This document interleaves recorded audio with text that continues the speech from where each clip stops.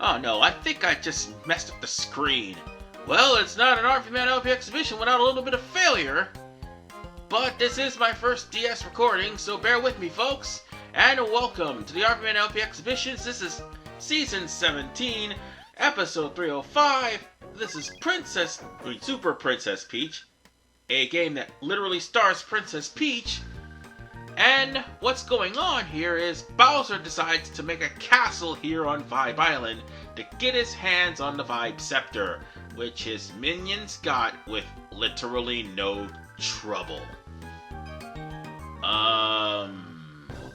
What? How come nobody informed Mario of this? Let alone Luigi? I don't know, but whatever the case, these guys have the Vibe Scepter, and there are going to be props throughout the game that would pretty much encourage you to use the stylus as a way to activate some of the context-sensitive stuff in the game. However, since we don't have a stylus and I'm using my computer, I'm going to have to use my mouse. That's why my mouse is on the screen, because it's basically my stylus for the DS emulator. And normally I would use a regular DS emulator, but I can't record off of my DS. Nor 3DS. But yet I can actually do DS games here. It's 3DS games that's going to be the bitch and a half to do, because unfortunately I don't know how to work Citrus. Or at least get a good Citrus emulator that doesn't try to screw up my computer. Or it's not just some spyware in disguise of a Citrus computer. No, it's in disguise of a Citrus emulator. That's what I meant to say. Oh, and by the way, if you are using the actual Nintendo DS, you have to speak it to it in order for it to actually send the command. Well, with that said, the Hammer Brother literally captured Mario, Luigi, and Toad with the Vibe Scepter. Oh boy. Needless to say, if they had that before, they would not have repeatedly lost over and over again. And to be fair, ladies and gentlemen, Paper Mario, Bowser has defeated Mario there and has actually one-upped Mario in Super Paper Mario, where he almost married Princess Peach right then and there. But that was dealing with outside forces. Oh, don't worry, I'll be playing that RPG somewhere along the line. Not right now, because I haven't finished beating it yet, but yeah, that RPG is something else. Albeit long for the first part, but it's something else. And speaking of things that are something else, this idiot Goomba literally shook the Vibe Scepter and turned everybody into, well, an emotional wreck. That's pretty much how they beat Mario.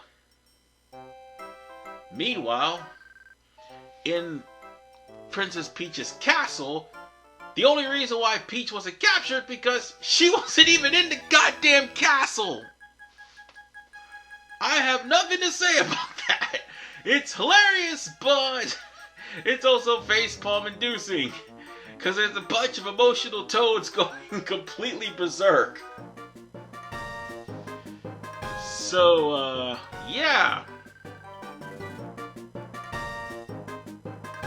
It just basically gets a little bit more hilarious because Bowser's just like, you bratty mushroom losers, this time I've captured Mario. Who'll save you now? If you want him, come get him. And the princess, for once, is actually the one doing the saving. Okay, not for once, for the second time in a row, because after all, she was in Super Mario RPG, and she was beating up people with a frying pan, which is outright broken as all hell. And then there is the matter of Super Paper Mario. But enough about that. There's this mini game that's going on the bottom half of my screen. The mini game, which you could play at any time after this, is basically me trying to calm these panicky toads by shoving them off the screen. And this will only last for as long as the cutscene above us lasts. Oh, and for the record, it's not just the fact that the toads are going completely berserk with emotion. It's the fact that you're now also donning an umbrella. Well, Perry the parasol, basically. I thought it was an umbrella, but it's actually a parasol. Well, there's no difference between the two. One thing is perfectly clear. Perry the parasol is the creepiest motherfucker on the face of the planet.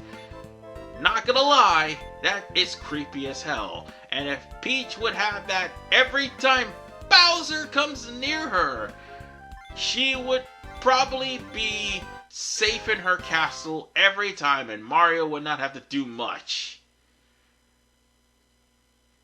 Oh, but that was pretty much a very long intro stage, am I right? Yeah, that's basically the whole gist of the intro. But the game itself should be simplistic enough.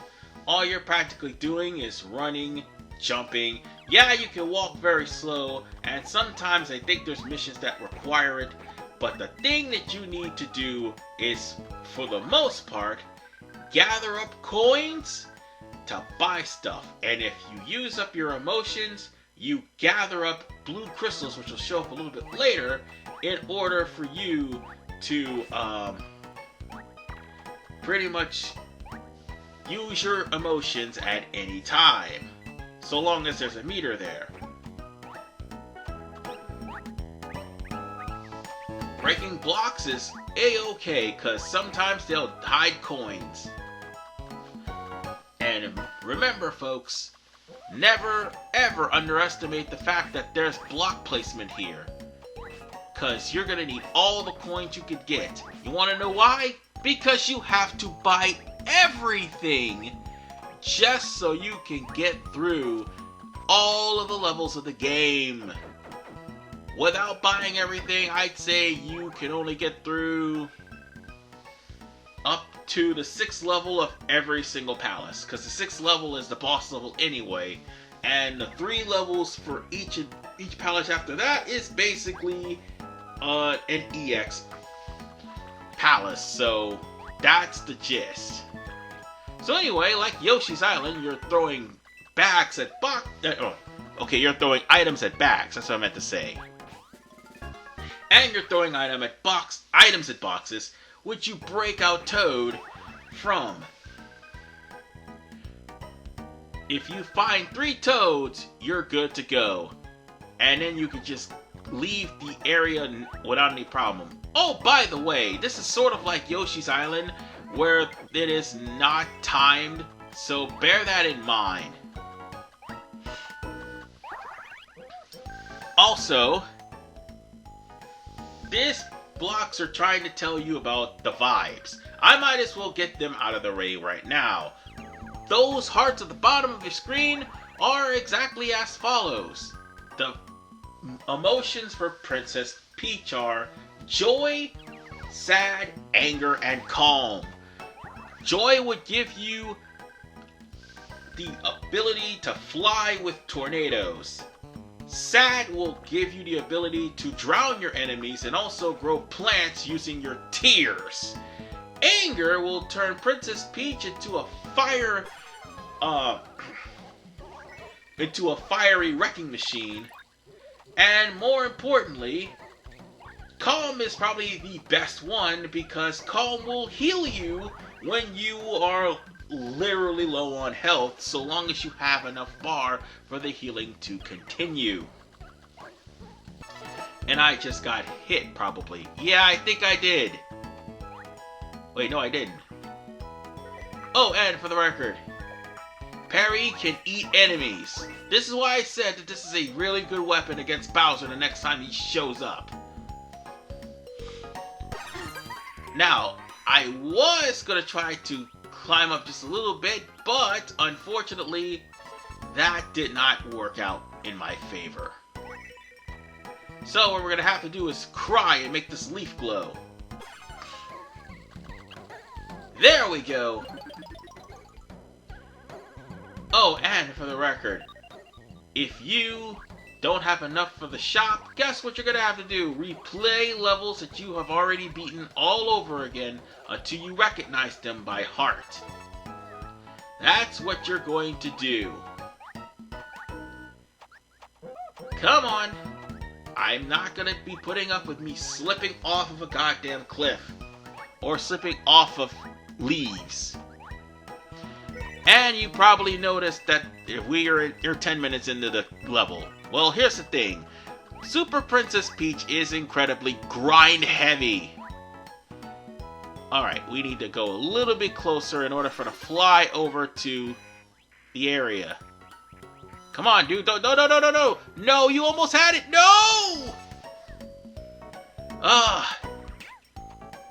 It's okay. I could just get joy and start killing people again. Or should I say, just get calm and start using the abilities again to heal myself, if need be. But, with that said, am I going to get all of the toads? You bet your behind I am. I'm going to get pretty much everything in this game, if I can get it. And when I can get it.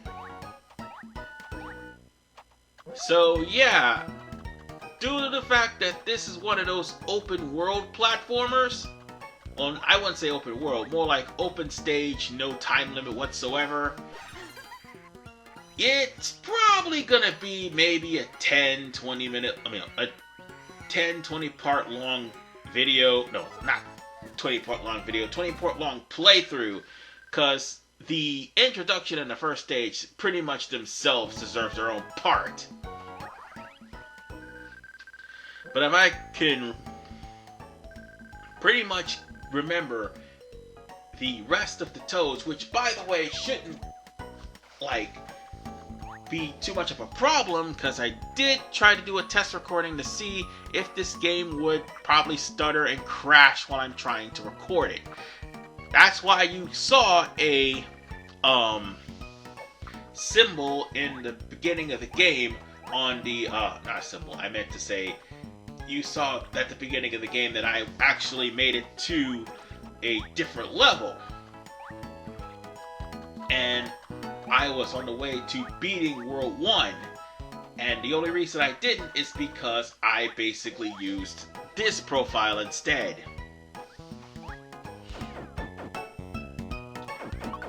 However, like I said, you will want to collect as much coins as humanly possible. And unfortunately, you also have the ability to play the minigame again. I don't think you need to, because you aren't going to get anything out of the minigame except for a high score. That's it.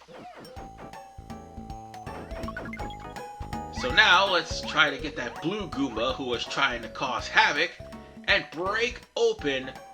God damn it. Break it open. Thank you. And that makes our second toad, meaning our third toad is going to be near the end of the stage. Ugh, God damn it, pass me. Go in the goddamn pipe. Stop playing around. Just go in the pipe. You're fine. You got everything you need. Oh my god, I'm dicking around, aren't I? Excuse me 1 second. Alright, I'm back on track. It took past me a little while to remember that we had to go down the pipe in order to get the last toad. Because it's literally a tutorial stage. And thankfully, we just went there and broke a bag in order to get all of our magic back, but we saved all 3 toads. And now, just like with Yoshi's Island, you can choose one of the following items, either a mushroom, onion, or a star. It all depends on what you choose, it'll get you some more coins. However, due to the fact that the intro is long, I think I'm going to stop it here because I'm also going to do something else in this part, and that is to show off the shop of all the items you can get, because trust me, you are going to need every single one of them in order for you to continue on with the game. And one of those things you need to buy are the puzzle pieces. You need to purchase every single one in the stage and find jigsaw puzzles in every single part of the stage, and then put the puzzles together. Yeah, that's what you're gonna have to do, and you gotta do that for every single world. There's 8 of them. Remember, it's basically gonna be like while Mario is waiting for Peach to finish up her adventure and grind to get enough to actually finish her adventure, Mario would probably be bored as hell or try to escape. One of the two. But nonetheless, ladies and gentlemen, we're going to go to World 1-2 in the next episode. This is RVMan 985. Peace out, and I'm going to make sure I do more than just one episode next part. I promise you that. Later.